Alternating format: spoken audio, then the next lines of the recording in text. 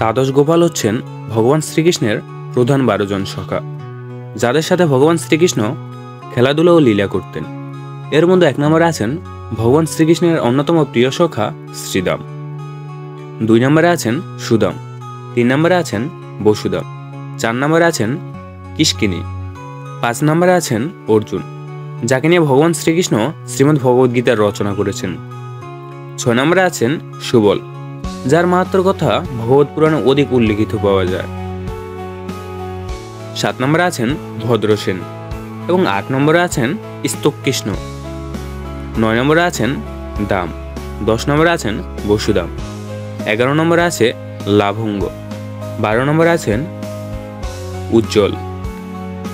এই গোপালরা শ্রীকৃষ্ণের সাথে তার লীলাসমূহের অংশগ্রহণ করতেন এবং তাদের নামগুলো বৈষ্ণব ধর্মে অত্যন্ত শ্রদ্ধার সাথে উচ্চারিত করা হয়।